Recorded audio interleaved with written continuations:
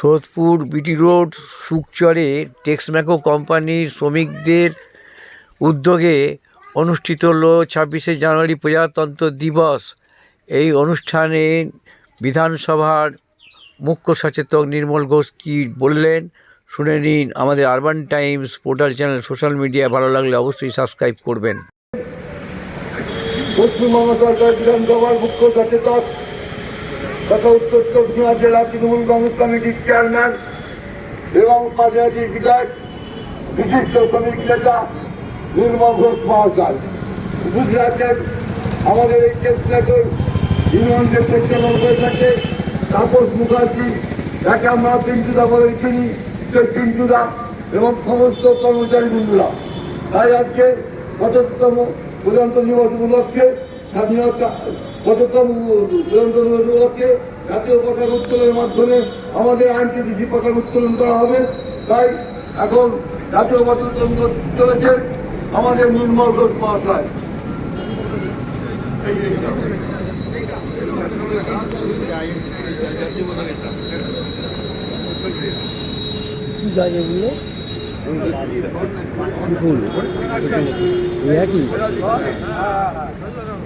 বন্দে মাতরম, বন্দে মাতরম, বন্দে মাতরম, বন্দে মাতরম, বন্দে মাতরম, বন্দে চতুর্থতম প্রজাতন্ত্র দিবস পালন করুন, চতুর্থতম প্রজাতন্ত্র দিবস পালন করুন, চতুর্থতম প্রজাতন্ত্র দিবস পালন করুন। বন্দে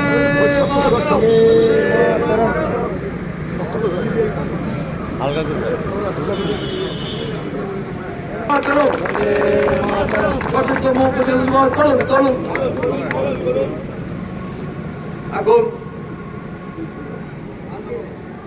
এখন আমাদের ইউনিয়নের সেক্রেটারি শ্রী সরকার মহাশয় আইএনটিপিসি পতাকা উত্তোলন করবেন।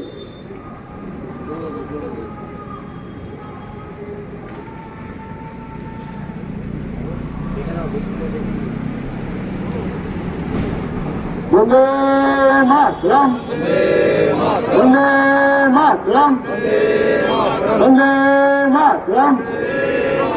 আইএনটিটিইউসি জিন্দাবাদ, আইএনটিটিইউসি জিন্দাবাদ, শ্রমিক সংগঠন জিন্দাবাদ, শ্রমিক সংগঠন জিন্দাবাদ, আইএনটিটিইউসি জিন্দাবাদ।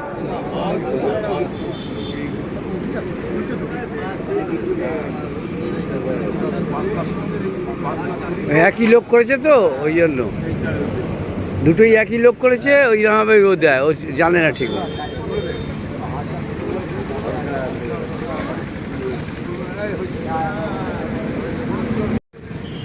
আজকে এমন একটি দিন যে ভারতবর্ষে 1950 সালে যে সংবিধান রচনা করেছিলেন ডক্টর আম্বেদকর, সেই সংবিধানে আমাদের ভারতবর্ষে চলে আসছে। তাই আজকে সামনে আমরা প্রজাতন্ত্র দিবস পালন করতে প্রজাতন্ত্র দিবস পালন করতে চলেছি। আপনারা দেখতে পাচ্ছেন যে আজকে জাতীয় পতাকা উত্তোলনের মাধ্যমে আমাদের দলীয় পতাকা উত্তোলন করা হলো। আমাদের মধ্যে উপস্থিত হয়েছিলেন যে নির্মল ঘোষ মহাশয়, উনি জাতীয় পতাকা উত্তোলন করলেন এবং আমি আজকে প্রজাতন্ত্র দিবস উপলক্ষে নির্মল ঘোষ মহাশয়কে কি বক্তব্য রাখার জন্য অনুরোধ করলাম। আমার প্রিয় হ্যালো, আমার প্রিয় টেক্সম্যাকো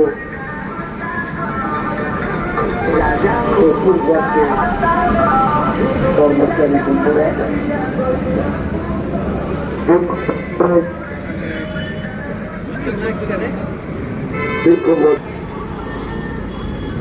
এই টেক্সম্যাকো শ্রমিক কর্মচারীদের বাঁচিয়ে রাখার এক ঐক্যবদ্ধ সংগ্রাম আমরা করেছি। একটা সময় এসেছিল গত বছর যে আর বুঝি টেক্সম্যাকো এখানে থাকবে না, টেক্সম্যাকো কর্মচারীদের ভবিষ্যৎ অন্ধকার হয়ে যায়। কিন্তু আমি একটা জায়গায় খুশি যে টেক্সম্যাকো 70 বর্ষে যারা কাজ করো তোমরা সব ভাইরা একসঙ্গেই লড়াই করেছে। এই লড়াইতে ভূমিকা তৃণমূল কংগ্রেস এবং আইএনটিটিউসি पालन করেছে ঠিকই, কিন্তু आप ना रहते वर्कर ना रहता तो जीत सकते ना हम कामयाब हो सकते। मेरा कामयाब के पीछे एक ही शक्ति है, वो आप हैं। जब तक आप इकाई बना रखेंगे, एक साथ रहेंगे, एक साथ आगे बढ़ेंगे और एक साथ बुलंद आवाज उठाएंगे, तब तक हमारे मजदूरों को कोई क्षति नहीं पहुंचा सकेगा। और ये काम आपने किए, हम साथ में थे। हमारा कुछ सिद्धांत अलग है, चाहे गवर्नमेंट में कोई भी रहे, हमारा कुछ सिद्धांत हर वक्त अलग रहता है। देखिए, बंगाल में ममता गवर्नमेंट है, आगे क्या होता, मजदूर को पकड़ो, पुलिस को पकड़ो, मजदूर को छटाई करो, मजदूर को हलाओ, मजदूर को गिरा दो, नाना प्रकार की अत्याचार हो रहा था। लेकिन ममता जी आने के बाद पीएसआई पर, पीएफ पर और छटाई पर पाबंदी लगा दिया गया, और इसको लगाने में हम सबकी योगदान है। और टेक्सटी को अभी बिरला जी के जो जमाई लोग हैं, दोनों लड़कियों का, वो देखते हैं। हमें मालिकों से व्यक्तिगत कोई बैर नहीं है। हमारा लड़ाई हमारे हक की है, हमारे मंत्रों की है, हमारी अधिकार की है, हमारा मर्यादा की है। और এই মর্যাদা রক্ষা করতে আমরা সংঘবদ্ধভাবে এগিয়েছি। এখন অনেকগুলো কাজ আমাদের আছে, সেই কাজগুলো ফেব্রুয়ারি মাসের পর থেকে আমাদের ধীরে ধীরে এগোতে হবে। আমরা এখন পার্মানেন্ট শ্রমিকের কথা প্রায় ভুলে যেতে বসেছি। এই 10 বছরে বেশিরভাগ জায়গায় কন্ট্রাক্ট মালিক কাছে লুকিয়ে থাকে, কন্ট্রাক্টরকে সামনে দেয়, আর শ্রমিক নির্যাতন নিপীড়ন বঞ্চিত হয়। এটা কোনো ট্রেড ইউনিয়ন মেনে নিতে পারে না। সব ট্রেড ইউনিয়নেরই এখানে প্রতিবাদ যে আমরা কতদিন এইভাবে শোষিত হব, বঞ্চিত হব। এই কথাটাকে মাথায় রেখে, হৃদয়ে রেখে আমাদের এগোতে হবে। ফেব্রুয়ারি মাসের শেষে আমি সমস্ত শ্রমিক কর্মচারীর সঙ্গে বসে আমি একবার ম্যানেজমেন্টকে বলতে চাই, আমার এখানে রেগুলার ওয়ার্ক করে প্রায় 300, কত আছে কিন্তু 300-র উপরে আছে रेगुलर, और उम्र सबका 35-38 ज़्यादा है, 40 के अंदर है। ये नौजवान अगर अभी जो काम आपने सीखा है, ये कितना कठिन काम हो, आप समझ सीखेगा। ये सीखा ट्रेनिंग प्राप्त जिसको में नेट पर से ट्रेनिंग नहीं आता है, किताब पढ़ने से ट्रेनिंग नहीं आता है। इसके 2 तरीका है, एक तो किताब पढ़ के फिर आना पड़ता है काम सीखने के लिए, और एक है काम सीखते सीखते किताबों में लिखा हुआ सब कुछ अपने दिल और दिमाग में बैठा देता है। तो আমার এইটাই কথা যে টেক্সটবুক হতে আমরা একটা আন্দোলনে আমাদের যেতে হবে। देश का अवस्था ठीक नहीं है, देश में बेकारी 40 साल में सबसे ज्यादा है, बाजार के मूल्य चलता है, बढ़ता है, आसमान की तरफ जा रहा है, किसान मर रहा है, मजदूरों के सामने कोई रास्ता खुला नहीं है। अभी तो एक आ गया कि सब कुछ आपको मिल गया, भगवान आ गया तो हमको सब कुछ मिल गया। हमारे देश का 140 करोड़ लगभग जनता में कोई किसान सुबह उठ के अगर खेती नहीं करेगी तो खाने के लिए कोई नहीं देंगे। 5 किलो अनाज चाहे ममता दे सकता है, चाहे मोदी जी दे सकता है, लेकिन अपनी स्वाभिमान कोई नहीं दे सकता। हम भीख क्यों मांगेंगे? हम काम करेंगे और अपने इज्जत के साथ काम करेंगे, वहां से कमाएंगे, हमारे परिवार ठीक से चलेगा। शांत रहे, शांत चले जाए तो इंसान का कुछ नहीं रहता है। इसी पर आज बहुत बड़ा सवाल भारत में खड़ा हुआ है। तो मैं इसकी देखिए, मैं धर्म की पक्ष में है। कृष्ण भगवान हमारे दिल में है। हर साल कृष्ण भगवान राम जी का हमारे कीर्तन होता है 1 महीना हमारे घर में। मैं इसकी पक्ष में है, लेकिन भगवान की सेवा करने के लिए ब्रह्मा विष्णु महेश्वर ने जो देश की अमानत दी है, इनकी सेवा कौन करेगा? हमारे काम है, जनता में ही भगवान है और मजदूरों को हम सेवा करते हैं। इसका मतलब मैं भगवान की सेवा करता हूँ। यही मेरा हृदय है, यही मेरा जीवन का साधना है कि भगवान मनुष्य मुक्ति आते हैं। মানুষের মধ্যে ভগবান আছে, এটা যত বলবো তার জন্য আজকে চীন কত বড় হয়েছে, আমেরিকা কত বড় হয়েছে, ব্রিটেন কত বড় হয়েছে, জার্মান কত বড় হয়েছে, জাপান কত বড় হয়েছে। আমরা যদি শুধু মন্দির মসজিদ গির্জার মধ্যে আটকে থাকি, তাহলে আমরা কখন এই দেশ যে স্বাধীন, আজকে যে প্রজাতন্ত্র 75 বছর, আজও ভারতবর্ষে কেন বেকারি থাকবে? কেন আজকে দ্রব্যমূল্য হাতের বাইরে চলে যাবে? কেন আজকে মানুষ নির্যাতিত, নিপীড়িত, বঞ্চিত হবে? আজ 80 কোটি মানুষের কাছে নিজের খাবার নেই।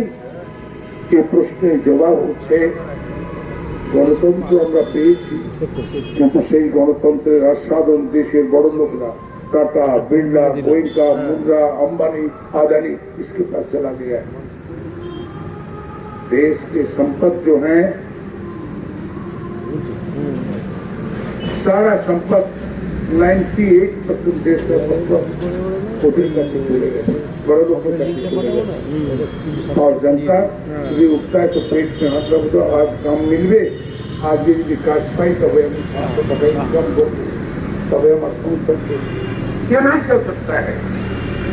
इसके खिलाफ भारत के जनता जो है, जुआ छोड़ी है, आवाज आज नहीं तो कल आएगा। ये आवाज हमें उठाना है। और यहाँ पर लोकतंत्र के आज सबसे बड़ा संकट आया है। यह भारतवर्ष में हिंदू, मुसलमान, जैन, सिख, ईसाई सबके ये अधिकार रहेगा ना, केवल मालिकों की अधिकार रहेगा।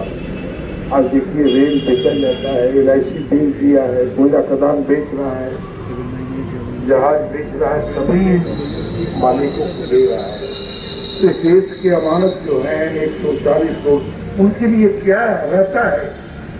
केवल भगवान का नाम बोलेंगे तो आज इससे आपको उजाला में है, लेकिन इस देश की गरीब जो गांव में बसता है वो सोचता है स्थिति है, एक टाइम तो खा लिए हैं कृष्ण भगवान को नाम ले लेंगे, एक टाइम खा लिए हैं तो राम जी का नाम लेंगे, एक टाइम खा लिए तो गुरु गोविंद जी का नाम लेंगे, एक टाइम खा लिया फादर गॉड के नाम ले लेंगे। तो नहीं होता है। दुनिया कितना आगे बढ़ा है, आगे हमको देखना है कि दुनिया कितना आगे बढ़ा है। बढ़ता हुआ दुनिया में हम क्यों 200 साल 500 साल पीछे जा रहे हैं कि हमारे नौजवान के पास लिख करके, चाहे हमारे बंगाल के किसी भी गांव में जाए, पहले 7 क्लास 8 क्लास 9 क्लास घर घर में BSc MSc, बिहार में किसी गांव में जाओ, हर घर के लड़का लड़की BSc MSc कर रहा है। यूपी में जाओ, कहीं भी जाओ भारत के, वो लोग करेंगे क्या? लिख पढ़ के कहाँ जाएंगे? ये सवाल देश की जो नेता है वो तो पुजारी बन गया। तो देश को आगे कौन बढ़ाएगा बाबू? देश को जिसको अपने नेता बनाया तो पुजारी बन गया, जजमान बन गया। अब देश को कौन बनाएगा आगे, ये सवाल आपके पास है। इस देश को अगर कोई बदल सकता है तो किसान और मजदूर। किसान आगे धीरे धीरे बढ़ेगा, किसान आगे धीरे धीरे बढ़ेगा और मजदूर को बढ़ने का समय हो गया है और इनको आगे बढ़ना चाहिए। क्यों नहीं मालिक? इनकी जो पैदावार होता है इसको खुद सोचना चाहिए। मैं गए थे, जो बड़ा सबसे बड़ा जो चेयरमैन है, गए थे हमने दिल्ली। मैंने कहा कि आप खाना खाते हैं और मेरा श्वास हो कर बिना खाया रहता है। करना कर दिया मेरे साथ, करना कर दिया। बोले क्या है? बिरला है। अब किस जगह के मालिक है? बिरला है। चुनाव की वर्कर जो इस कारखाने में सेवा करता है बिरला कंपनी में, वो भूखे रहता है, मांगते रहता है। तो करना तो इन लोगों को चाहिए कि तो करे क्या? मंदिर में दान दे दो, खत्म हो गया। बोलो बोलो सिया राम जी का खत्म हो गया। और क्या चाहिए आपको? मिल गया। हम 500 साल पीछे जा रहे हैं, 5000 साल पीछे जा रहे हैं। दोस्तों, ये हम नहीं बोल रहे हैं, ये जनता की आवाज है। आज नहीं तो कल देश में आग लगेगा। ये आग भगवान जब सहेगा नहीं, जब चारों तरफ पापियों की पाप की घड़ा पूर्ण हो जाएगा, इस देश की जनता रोएगी, बिना खाए मरेंगे। तो कोई भी भगवान नहीं है बैंक सो सकता है, चाहे कि सोने का घर बना दीजिए, सोने। इसलिए देश का परिस्थिति पर आप गौर करिए। ये सबसे बड़ा है कि आजादी और लोकतंत्र, प्रजातंत्र को हमको बरकरार रखना है। अगर प्रजातंत्र नहीं है तो देश में हम भाषण नहीं दे सकते, अब इकाई नहीं बन सकते। क्यों? प्रजा है, हम राजा है। तो राजा के शासन में प्रजा बात नहीं कर सकता, मंत्री बात करेगा। और मंत्री आपको कत्लेआम कर देगा तो वो भी कहना है। मुसलमानों को राज में देखा, हिंदुओं को राज में देखा, लेकिन लोकतंत्र एक है जहाँ महात्मा जी ने कहा है। लोकतंत्र एक है, अबुल कलाम आजाद ने कहा है। लोकतंत्र एक है, नेताजी सुभाष चंद्र बोस ने कहा है। लोकतंत्र ये है कि जनता की आजाद। जनता अगर आजाद नहीं है तो लोकतंत्र की कोई माने नहीं। तो लोकतंत्र को हमें चाहे किसी भी संकट से जूझना पड़े, আমাকে লোকতন্ত্রকে রক্ষা করতে হবে, গণতন্ত্রকে রক্ষা করতে হবে। আর আগামী ফেব্রুয়ারি মাসের শেষে আমি সমস্ত ইউনিয়নকে নিয়ে সবাই মিলে আমরা এখানে আসবো।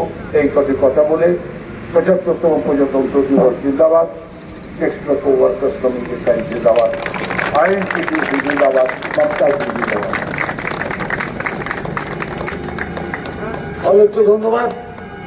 আমাদের এই প্রজাতন্ত্র দিবস উপলক্ষে আমাদের এই কারখানা গেটের সামনে জাতীয় পতাকার মাধ্যমে আজকে আমাদের এই সভা জাতীয় সঙ্গীত করে আমরা শেষ করবো। জনগণ মনোহরিণায়ক জয় হে ভারত ভাগ্য বিধাতা, पंजाब सिंधु गुजरात मराठा द्रविड़ उत्कल बंग, सिंधु हिमाचल यमुना गंगा उत्कल जलधित बंग। तब शुभ नामे जागे, तब शुभ आशीष मांगे, आए तब जय गाथा। धनु धनु मंगल नायक जय हे भारत माता, जय